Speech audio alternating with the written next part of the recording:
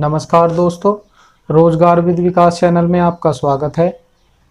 आज इस वीडियो में गणित के एक महत्वपूर्ण बिंदु संख्या पद्धति के विषय में आपको जानकारी दी जाएगी। अगर आपको यह वीडियो अच्छी लगे तो चैनल रोजगार विद विकास को सब्सक्राइब करें और वीडियो को लाइक करें और ज़्यादा से ज़्यादा शेयर करें। तो आइए देखते हैं संख्या पद्धति के। देखिए बच्चों, आज का टॉपिक है संख्या पद्धति। तो संख्या पद्धति में सबसे पहले है प्राकृतिक संख्याएं। प्राकृतिक संख्याएं कौन सी संख्याएं होती है? यह संख्याएं एक से अनंत, मतलब जो भी गिनती होगी 1 से लेके और इन्फिनिटी तक, यानी कि 1 से लेके अनंत तक की जो संख्याएं होगी वो प्राकृतिक संख्याएं होती है। और इसे n से डिनोट करते हैं। जैसे इसे n से डिनोट करते हैं, n से प्रदर्शित। तो 1 2 3 4 5 अनंत तक। ठीक है बच्चों, जो 1 से लेकर अनंत तक की सभी संख्याएं प्राकृतिक संख्याएं कहलाती है। 1 2 3 4 5 अनंत तक। अब नंबर 2 है पूर्ण संख्याएं। पूर्ण संख्याएं कौन सी संख्याएं होती है? यदि हम प्राकृतिक संख्याओं में 0 ऐड कर दे और 0 और लिख दे उसके आगे, जैसे यह संख्या है 0 से अनंत तक, तो 0 से स्टार्ट होंगी ये। जैसे इसे Z से डिनोट करते हैं। 0 1 2 3 4 5 अनंत तक। ठीक है बच्चों। अब इसके बाद है पूर्णांक। पूर्णांक किसे कहते हैं? तो सभी पूर्ण संख्या और ऋणात्मक संख्याएं जो एक साथ मिल जाती है 0 के साथ, वो पूर्णांक कहलाते हैं। इसमें धनात्मक और ऋणात्मक दोनों तरह के पूर्णांक होते हैं। तो इसे i से प्रदर्शित करते हैं, इंटीजर बोलते हैं। और जो पूर्णांक होते हैं वो 2 तरह के होते हैं। जिन संख्याओं के आगे ऋणात्मक चिन्ह लगा हुआ होता है वो होते हैं ऋणात्मक, और जिन संख्याओं के आगे धनात्मक चिन्ह लगा होता है वो होते हैं धनात्मक। तो i इक्वल टू होता है -3 अनंत तक होता है ये भी, -2 -1 0 1 2 3 अनंत तक। इधर भी माइनस में भी, इधर अनंत तक और इधर भी अनंत तक। ठीक है बच्चों, ये नेचुरल नंबर होगी, इसे ऐड कर देंगे तो ये क्या हो जाएगी? पूर्ण संख्या हो जाएगी, ये ऋणात्मक होगी। तो अब इसके बाद देखते हैं परिमेय, अपरिमेय, भाज्य, अभाज्य संख्याएं। ठीक है, और वास्तविक संख्याएं। देखिए बच्चों, नंबर 4 है अभाज्य संख्याएं। अभाज्य संख्याएं किसे कहते हैं? तो 1 से बड़ी वे प्राकृतिक संख्याएं, 1 से बड़ी होनी चाहिए, जो 1 यानी कि 1 या अपने स्वयं यानी कि अपने के अलावा किसी और से विभाजित न हो। कोई भी ऐसी संख्या जो 1 से बड़ी संख्या होगी और केवल अपने से कटेगी और किसी से नहीं कटेगी, ऐसी संख्याएं अभाज्य संख्या कहलाती है। तो सबसे छोटी अभाज्य संख्या होती है 2। अब 2 को देखो आप, 2 1 से तो बड़ी है और केवल अपने से कटेगी। 1 से तो कटती है सभी संख्या। इसमें कहा 1 से बड़ी वे प्राकृत संख्याएं जो 1 से, मतलब 1 से विभाजित तो सभी संख्याएं होती है, कोई भी संख्या हो वो 1 से विभाजित होती है और अपने आप से, उसके अलावा किसी और से विभाजित ना हो। 2 केवल या तो 2 से कटेगी या 1 से कटेगी, या 3 तो या तो 3 से कटेगी या 1 से कटेगी, फिर 5, फिर 7, फिर या 9। देखो 9 सोचेंगे हम, 9 अभाज्य संख्या नहीं होती, क्योंकि 9 जो होती है वो 1 से भी कट जाती है, फिर 9 से भी कटती है और फिर 3 से भी। और जबकि इसकी क्या शर्त है? केवल 1 से कटनी चाहिए, 1 से तो सभी कटती है, और अपने आप से, इससे अलग किसी से ना कटे, तो 9 अभाज्य संख्या नहीं होती। ठीक है बच्चों। इसके बाद है 11 13 17 19 23 अनंत तक, ये सभी अभाज्य संख्या कहलाती है। तो समझ में आ गया होगा, 1 से बड़ी होनी चाहिए और केवल केवल अपने आप से कटे, एक से तो सभी कटती है, केवल अपने आप से कटे और उससे अलग किसी से ना कटे, वो संख्याएं जो कहलाओगी वे अभाज्य संख्या कहलाओगी। नंबर 5 है भाज्य संख्या। इसमें क्या है, एक से बड़ी, शर्त वही है, वे प्राकृत संख्याएं जो एक या स्वयं के अलावा किसी और से भी विभाजित हो। मतलब इसमें क्या है, वो अपने आप से भी कटे, एक से तो सभी कटती है, अपने आप से भी कटे और किसी अन्य संख्या से भी कटे, तो वे संख्या कहलावेगी भाज्य संख्या है। जैसे हम लिखेंगे 4, क्योंकि 2 और 3 तो यहाँ की, और 1 इसलिए नहीं हो सकती क्योंकि 1 से बड़ी कहा है, इसकी जो परिभाषा है उसमें क्या कहा, 1 से बड़ी। तो 4, फिर 6, फिर 8, फिर 9, फिर 10, फिर 12, ऐसे ही अनंत तक। देखो 4 है, 4 के फैक्टर, 4 1 से भी कटती है, 2 से भी कटती है और 4 से भी कटती है। ठीक है बच्चों, तो भाज्य संख्याओं में क्या होगा, 1 से तो बड़ी होनी चाहिए, अपने आप से भी कटे और किसी अन्य संख्या से भी कटे, तो वे संख्या कहलाएगी भाज्य संख्या। और अभाज्य संख्या में जो 1 से बड़ी हो और केवल अपने आप से कटे, वे संख्या कहलाएगी अभाज्य संख्या। इसके बाद देखते हैं परिमेय और अपरिमेय व वास्तविक संख्याएं। देखिए बच्चों, नंबर 6 है परिमेय संख्याएं। परिमेय संख्याएं किसे कहते हैं, वे संख्याएं जिनको p/q यानी कि भिन्न के रूप में लिखा जा सके, परिमेय संख्याएं कहलाती है। और q का मान 0 नहीं होना चाहिए, ये एक शर्त है बस। वे संख्याएं जिन्हें p/q के रूप में लिखा जा सके और q का मान 0 के बराबर नहीं होना चाहिए, q डज नॉट इक्वल 0। ठीक है, जैसे 1, ठीक है, 2/1 लिख सके ऐसे, या 0।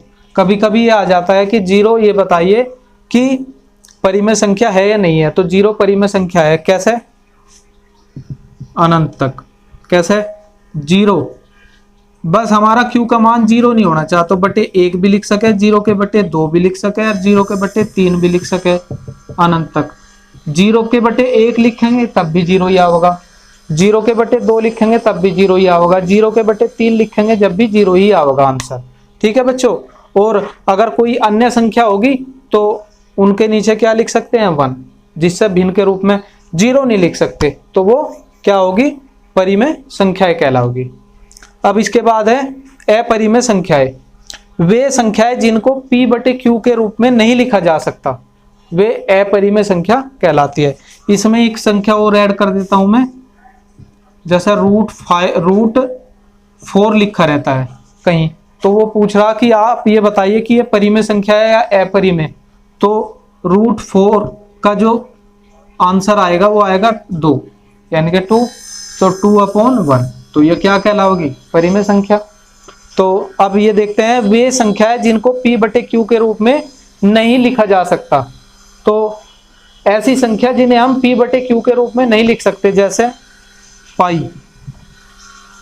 अब आपके मन में होगा पाई का मान तो 22/7 होता है, नहीं, ये लगभग मान है, एग्जैक्ट मान नहीं है ये पाई का। तो पाई एक अपरिमेय संख्या है, याद रखें। और √5 दशमलव की है, अगर बाहर भी निकालेंगे तो दशमलव की आएगी, तो √5 हो गया, √6 हो गया, √8 हो गया, ये सभी क्या कहलाओगी, एटसेट्रा, ये सभी कहलाओगी अपरिमेय संख्याएं। कहीं भी आपको सवाल में ऐसा नहीं लिखा मिलेगा √6/1, कहीं भी नहीं मिलेगा आपको लिखा हुआ। ठीक है बच्चों, इसीलिए मैंने जिन संख्याओं पे रूट का निशान लगा रहता है वो अपरिमेय संख्या कहलाती है, पर आपको उनके अंदर की संख्या देखना। जैसे मैंने यहाँ लिखा ना √4, तो इसका बाहर निकल कर 2 आ जाएगा, रूट हट जाएगा, पर 6 पे से नहीं हट सकता, 5 पे से नहीं हट सकता, 8 पे से नहीं हट सकता। अब इसके बाद है वास्तविक संख्याएं। वास्तविक संख्याएं किसे कहते हैं, तो सभी संख्याओं का संग्रह वास्तविक संख्याएं कहलाता है, यानी कि रियल नंबर। रियल नंबर में सभी तरह की संख्याएं आती है, आपकी नेचुरल नंबर भी आती है, आपकी पूर्ण संख्या भी आती है, आपके पूर्णांक भी आते हैं, आपके भाज्य संख्या भी आती है, भाज्य संख्या भी आती है, परिमेय संख्या भी आती है, अपरिमेय भी आती है। ठीक है, तो सभी तरह की संख्याओं का जो संग्रह होगा एक जगह जो होंगे वो वास्तविक संख्याएं कहलाएंगे, यानी कि रियल नंबर। अब वास्तविक संख्याओं में दशमलव के प्रसार को देखते हैं। 3 तरह के होते हैं दशमलव के प्रसार, तो आइए देखते हैं। देखिए बच्चों, वास्तविक संख्याएं और उनके दशमलव प्रसार वो 3 तरह के होते हैं। ये कक्षा 9 का जो मैथमेटिक्स है उसका पहला अध्याय का शुरुआत में आपको बता रहा हूं, और इससे पहले जो मैंने संख्याओं के विषय में आपको बताया है वो 10th के लिए भी जरूरी है। जो उनका पहला अध्याय है वो भी संख्या पद्धति पर ही आधारित है, तो ये ना सोचे कि 9th की वीडियो है, 10th के लिए भी बहुत काम की वीडियो है, तो आप इसे बिल्कुल ध्यानपूर्वक देखें। तो शांत दशमलव प्रसार, पहला जो प्रसार होता है वो होता है शांत दशमलव प्रसार। कैसा होता है शांत दशमलव प्रसार? इस स्थिति में शेषफल शून्य आता है।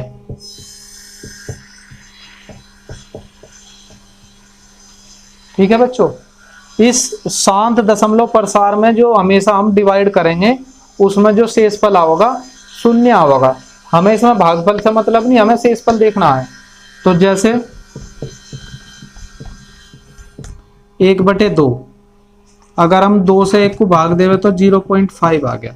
अब शेषफल का नहीं पता चला तो हम भाग कैसे करते हैं वो देखते हैं। 2 से 1 को भाग देना, अब जो भाग दे रहे हम वो संख्या तो जिससे भाग दे रहे वो तो बड़ी है, जिसे भाग दे रहे वो छोटी है, तो इसके लिए हम यहाँ दशमलव लगा लेते हैं, तो 1 0 यहाँ बढ़ जाएगा।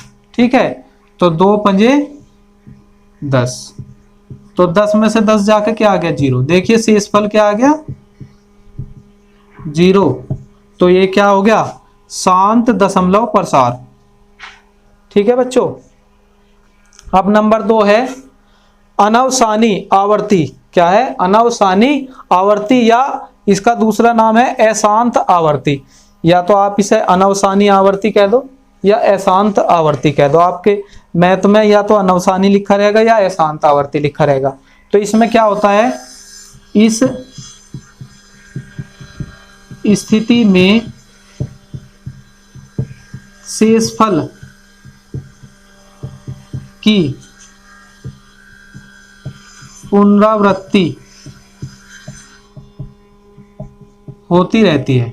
मतलब जो शेषफल आ रहा बार बार वही आता चला जाएगा। तो इस तरह का जो दशमलव प्रसार होगा वो होगा अशांत आवर्ती। ठीक है, अशांत आवर्ती दशमलव प्रसार। ठीक है, तो जैसे एक संख्या लिख रहा हूं मैं, ये आपको सवाल दिए जाएंगे, आप उसमें देखना किस तरह का है वो। तो 10/3 लिख रहा मैं।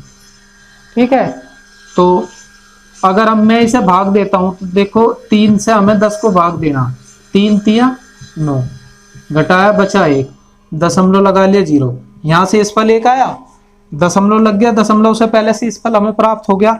अब 1 ही आना चाहिए बार बार, तो 3 3 9, फिर घटाया फिर 1 आ गया। ठीक है, तो मतलब प्रत्येक स्थिति में जो शेषफल है उसकी पुनरावृत्ति होती रहे, तो इस तरह का जो दशमलव प्रसार होगा वो अशांत आवर्ती होगा। ठीक है बच्चों, अब इसके बाद है नंबर 3 है अनवसानी अनावर्ती या अशांत अनावर्ती। इसका नाम है अनवसानी अनावर्ती या अशांत अनावर्ती। तो इस स्थिति में क्या होता है, इस स्थिति में शेषफल की पुनरावृत्ति नहीं होती है। जैसे मैं एक संख्या लिख देता हूं 22/7। अगर मैं 7 से 22 को भाग दूं, देखो 7 से 22 को भाग दो, 7 या 21, बचा 1, दशमलव लग गया 0, 7 एकम 7, बचे 3। मतलब यहाँ तो शेषफल 1 आया, यहाँ 3 आ गया, अलग अलग शेषफल आवे। तो इस तरह का जो दशमलव प्रसार होगा वो अशांत अनावर्ती वाला होगा, और जिसमें शेषफल एक जैसा आता रहे वो अशांत आवर्ती होगा, और जिसमें शेषफल 0 आ जा वो शांत दशमलव प्रसार। ठीक है बच्चों। अब इसके बाद कुछ घातांक के गुणनफल या कुछ सूत्र है घातांक के, वे बता देता हूं आपको, और फिर कल आपको एक्सरसाइज 1.1 कक्षा 9 के लिए जो मैथ की एक्सरसाइज 1.1 है वो कल मैं आपको वीडियो के माध्यम से करवाऊंगा। देखिए बच्चों, अब मैं आपको घातांक के नियम, ये आपको जो पहला चैप्टर तो आपका संख्या पद्धति पर आधारित है, दूसरा है बहुपद पे। तो बहुपद में ये आपके काम के हैं बहुत ज़्यादा, तो आपको ये फॉर्मूले याद भी होने चाहिए, और इनका उपयोग किस तरह करते हैं वो मैं आपको बताता हूँ। अगर आपको वीडियो अच्छी लग रही हो तो लाइक करें, और चैनल रोजगार विद विकास को सब्सक्राइब जरूर करें, और शेयर करो ज़्यादा से ज़्यादा, तभी चैनल ग्रोथ करेगा। अगर सभी बच्चों का साथ रहा तो चैनल बहुत ज़्यादा ग्रोथ करेगा। तो पहला जो सूत्र है वो है a की पावर m गुणा a की पावर n। यो a और m ये क्या है ये पता होना चाहिए। सपोज करें आपको लिख के दे रखा 2 की पावर 5। ठीक है बच्चों, पावर यानी कि या तो हो जाती है घातांक, इसे बोलते हैं घातांक या घात, शॉर्ट कहते हैं घात, और इसे बोलते हैं आधार। ठीक है, तो ये दो तो हो गया आधार और ये हो गया घात। ठीक है, अब 2 की पावर 5 का मतलब होता है 2 की 5 बार गुणा, 5 बार 5 टाइम्स ऐसे। ठीक है, तो 2 दूनी 4 दूनी 8 दूनी 16 दूनी 32, तो 32 हो गया। पर बहुत से बच्चे गलती कर देते हैं, 2 की पावर 5 को ऐसा करते हैं 2 पंजे 10, ये गलत है। 2 की पावर 5 का मतलब है 2 को 5 बार लिख दो और उनकी गुणा कर दो।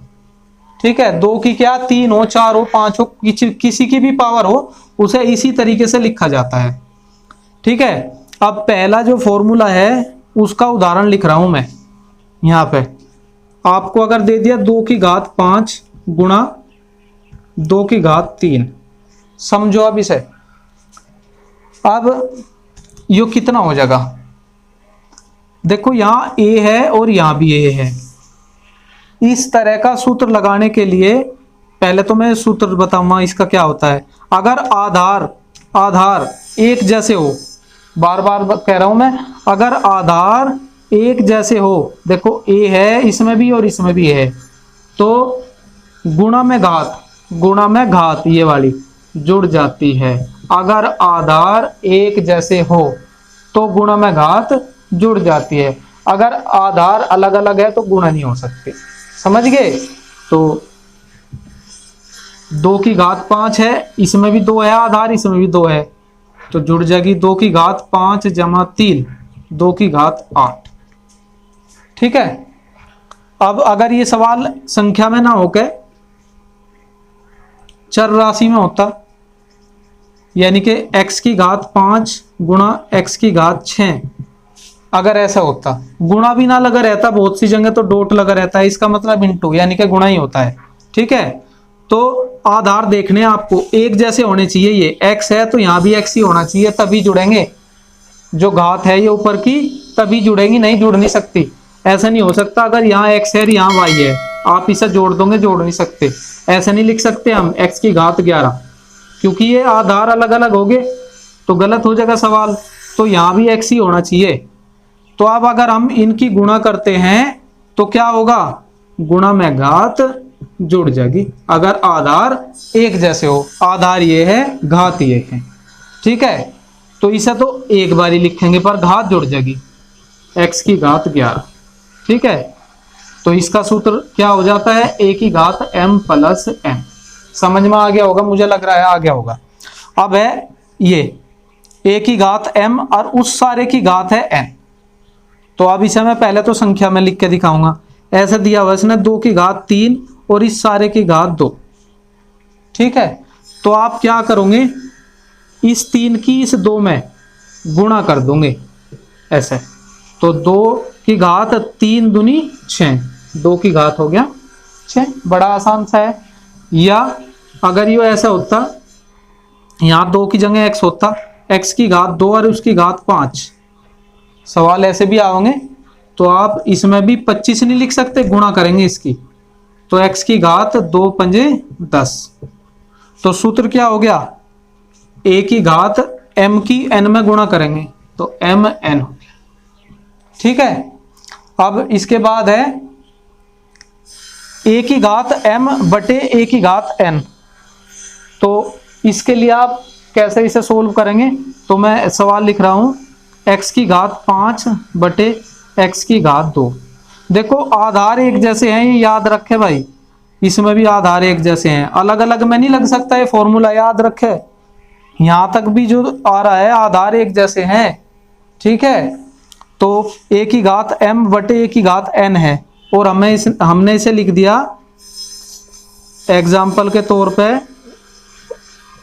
x की घात 2, x की घात 5 बटे x की घात 2। ठीक है, अब आप इसे कैसे हल करोगे, x की घात गुणा में तो घात जुड़ जाती है, और यहाँ हो रहा भाग, गुणा में मैंने कहा गुणा हो रही हो तो घात जुड़ जाती है, तो भाग हो रहा है यहाँ, तो इससे उल्टा होना चाहिए। तो भाग में घात जो होगी वे घट जाएगी, 5 में से 2 घट जाएगी, यानी कि यह ऊपर चली जाएगी, माइनस हो जाएगी, नीचे वाली जाएगी हमेशा ऊपर। ऐसा नहीं कि 2 में तो 5 घटा लो आप, नहीं, उल्टा हो जाएगा, तो हमेशा नीचे वाली ऊपर जाएगी। तो x की घात कितना बचेगा, 3। तो इस फॉर्मूले को कैसे लिख सकते हैं हम, a की घात m माइनस। ठीक है, अब इसके बाद है a की घात m और b की घात m, दोनों की घात बराबर है पर आधार अलग अलग है, तो इसे कैसे लिखेंगे, देखो ये ऐसे दे रखा x की घात 5, यहाँ इंटू है, गुणा है, यानी कि गुणा का निशान है यहाँ, गुणा y की घात 5। तो आप इसे हल कैसे करोगे, देखो आधार तो अलग अलग है और गुणा करवा रहा, पर एक सिमिलर दे दी, एक समान दे दिया, इसने इसकी घात बराबर दे दी। तो अब हम इसे 5 और 5 10 तो कर नहीं सकते एक्स वाई की, ऐसा तो कर नहीं सकते एक्स वाई की 10, ये तो गलत हो जाएगा, ये नहीं कर सकते हम इसे। हाँ, इसे इस तरीके से लिख सकते हैं एक्स वाई और इस सारे की घात 5, इसका मतलब है इस 5 की गुणा एक्स में भी हो रही और इसमें भी है। समझ गए, मतलब 5 जो है एक्स की भी घात है और वाई की भी घात है। तो सूत्र हो जाएगा a की घात m गुणा b की घात m, a b की घात। ठीक है बच्चों, अगर आपको वीडियो पसंद आई हो तो चैनल जो है रोजगार विद विकास, उसे सब्सक्राइब जरूर करें और वीडियो को लाइक करें, शेयर करें। धन्यवाद।